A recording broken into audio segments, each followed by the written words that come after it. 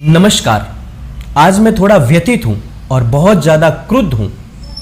मेरे गुस्से का कारण आज सोशल मीडिया पर मैंने एक पोस्ट पढ़ी और वो पोस्ट भारत के प्रसिद्ध हिंदू मंदिर को लेकर थी। उस पोस्ट में लिखा गया था कि तिरुपति बालाजी मंदिर में काम करने वाले 700 से 800 कर्मचारी कोरोना पॉजिटिव हो गए हैं और उसमें से 5 या 6 कर्मचारियों की मृत्यु भी हो गई है। तो फिर तुम्हारा भगवान कहां पर है? साथियों, मुझे इस पोस्ट में लिखी गई अंतिम पंक्ति को लेकर घोर आपत्ति है, जिसमें कहा गया है कि फिर तुम्हारा भगवान कहां है। जिस भी प्राणी ने, जिस भी विकृत मानसिकता वाले ने, बुद्धि रहित मस्तिष्क विहीन प्राणी ने यह पोस्ट लिखी है, उसको लेकर मुझे कुछ भी नहीं कहना है। पर यह वीडियो मैं उनके लिए बना रहा हूं जो भारतीयता में विश्वास रखते हैं, जो सनातन संस्कृति में विश्वास रखते हैं, जो हिंदू धर्म के अनुयायी हैं। साथियों, फिर तुम्हारा भगवान कहां है?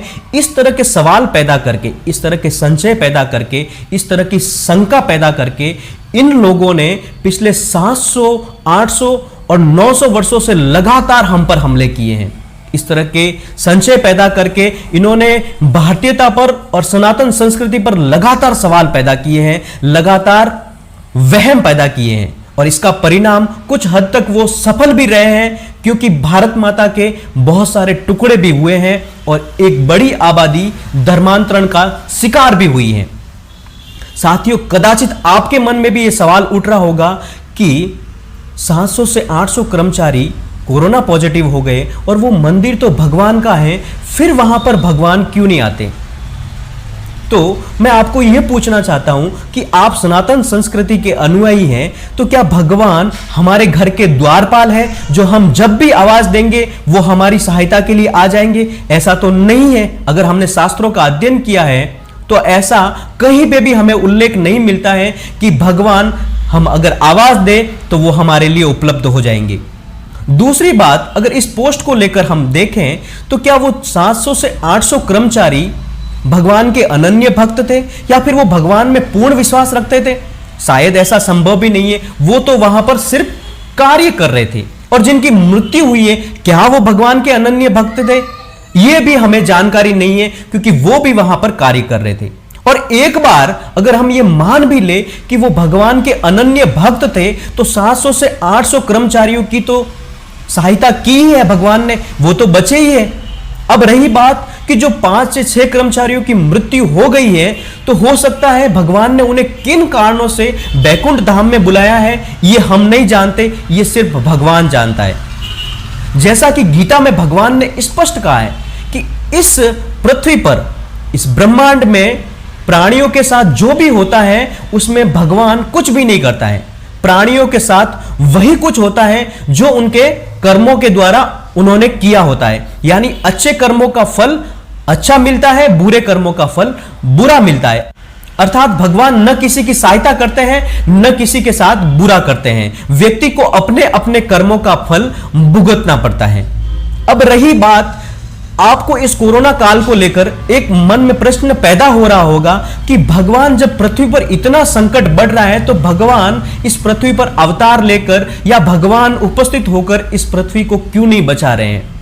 आपका प्रश्न एकदम जायज है, पर इसके लिए आपको सनातन संस्कृति के ग्रंथों का, सनातन संस्कृति के शास्त्रों का गहन अध्ययन करना पड़ेगा। इससे पहले इस पृथ्वी पर भगवान के 9 अवतार हुए हैं। 3 सतयुग में मत्स्य, कूर्म, वराह, 4 त्रेता में वामन, नरसिंह, परशुराम, भगवान राम, 1 द्वापर में भगवान कृष्ण और 1 कलयुग में भगवान बुद्ध। अगर इन 9 अवतारों का अगर हम गहन अध्ययन करेंगे तो पाएंगे कि ये अवतार तभी हुए थे जब पृथ्वी के अस्तित्व के सामने सवाल पैदा हो गए थे, या फिर पृथ्वी पर एक ऐसी विपत्ति, एक ऐसी आपदा या एक ऐसे प्राणी ने जन्म लिया था जो मानवता के खिलाफ कार्य कर रहा था, और तब भगवान को आना पड़ा। और भगवान को इसलिए आना पड़ा क्योंकि वो विपत्ति, वो आपदा या वो प्राणी इस पृथ्वीवासियों के बस में नहीं था उसे समाप्त करना, उसे मारना। तब भगवान को इस पृथ्वी पर आना पड़ा था। इसलिए भगवान तभी आते हैं जब एक ऐसी आपदा, एक ऐसी विपत्ति या एक ऐसे प्राणी ने इस पृथ्वी पर जन्म लिया हो जिसे समाप्त करना इस पृथ्वीवासियों के बस में नहीं है। पर इस दौर में अगर कोरोना काल भी ले और इससे पहले के दौर को भी ले तो ऐसी कोई विपत्ति, ऐसी कोई आपदा या ऐसे किसी प्राणी ने जन्म नहीं लिया है जिसने मानवता को तार तार किया हो या मानवता के खिलाफ कार्य किया हो, और उसे समाप्त करना इस पृथ्वीवासियों के बस में नहीं रहा हो। क्योंकि पृथ्वीवासी ऐसी आपदा, ऐसे प्राणियों का, ऐसे दुष्टों का लगातार संहार कर रहे हैं। इसलिए भगवान तभी आते हैं जब पृथ्वीवासियों के बस में उस आपदा को, उस विपत्ति को, उस प्राणी को समाप्त करने का नहीं रहा हो। इसलिए अगर हम छोटी छोटी विपत्ति को लेकर, छोटी छोटी आपदा को लेकर, छोटी छोटी मुश्किलों को लेकर यह समझे कि भगवान क्यों नहीं आता है, तो भगवान इस पृथ्वी पर मौजूद अवश्य हैं।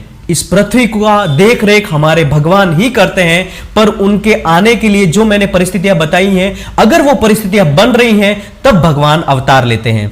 अगर भगवान अवतार न भी लेते हो तो इसके अलावा भी बहुत सारी परिस्थितियों में भगवान अपने दूतों को भी भेजते हैं जो इस पृथ्वी पर अच्छाई स्थापित करते हैं, इस पृथ्वी पर मानवता का पुनः स्थापित करते हैं। क्योंकि अगर हम देखें कि अवतार तो 9 ही हुए हैं तो फिर मंदिर 9 भगवान के ही होने चाहिए, लेकिन हम पाते हैं कि बहुत सारे देवी देवताओं के मंदिर हैं, बहुत सारे युग पुरुष के मंदिर हैं। तो भगवान ने उनको भी समय समय पर इस पृथ्वी पर अपना दूत बनाकर भेजा था ताकि वो भी मानवता को स्थापित कर सके, इस पृथ्वी पर धर्म को स्थापित कर सके, लोगों में आपसी सद्भाव पैदा कर सके, लोगों में परस्पर प्रेम भाव पैदा कर सके। इसलिए उनके दूत भी हमारे लिए भगवान समकक्ष ही है, उन्हें भी हम भगवान समतुल्य ही मानते हैं।